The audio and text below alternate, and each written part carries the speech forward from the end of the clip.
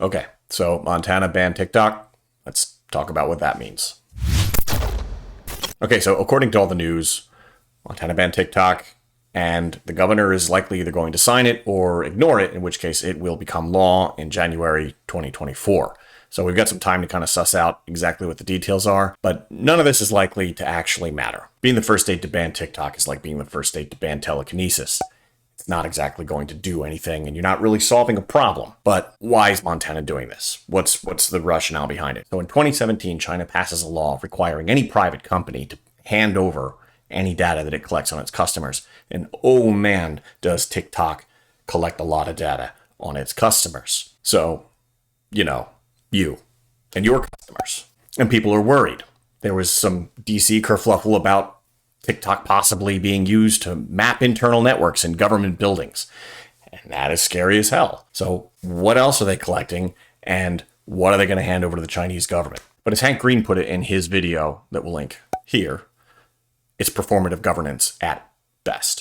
It doesn't actually accomplish anything. It's just for show. So the law doesn't actually ban people from using TikTok. It actually just bans people from downloading TikTok. And so really the onus of this law falls upon the runners of app stores, Apple and Google primarily. Apple and Google would then have to determine where a user is located and prevent them from downloading this one single application on their app store, which is not how the internet works. The internet is not geospatial. As we frequently tell our customers, you cannot rely just on IP address to determine where a customer is.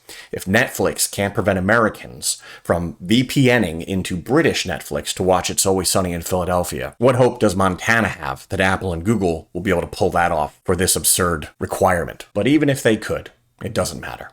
This is going to go to the Supreme Court, who will then likely find that trap dances and American Psycho memes are actually protected speech. Despite everything with this current Supreme Court, and based on how the court handled the Section 230 ruling not too long ago, which would have held websites accountable for the content their users publish, these people, despite everything else, do seem to understand how the internet works and what is essential to keeping it running. And they will slap this Montana law down faster than Brett Kavanaugh shotgunning a beer. Am I worried about TikTok giving the Chinese government my data or tweaking their algorithm in ways that favor the Chinese government? Yes, actually, a little bit. Just as I am with Insta Metabook and Twitter and Amazon and every other major internet company that is quite cozy with the Chinese government. I don't know why we're focusing on just TikTok. It's almost become a meme in and of itself, but here we are. But you could always do what I do. Just don't install those apps on your phone. If you're going to use them through a web browser in private mode. Don't store cookies, use your blockers, practice safe internet browsing. If the apps aren't installed on your phone,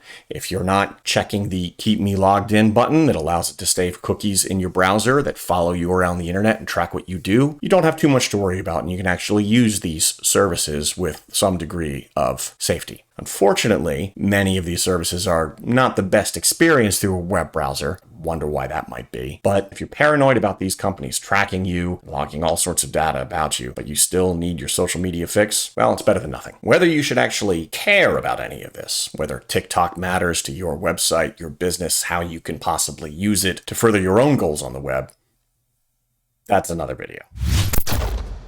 So today on Record Time, we've got the self-titled debut from American Football.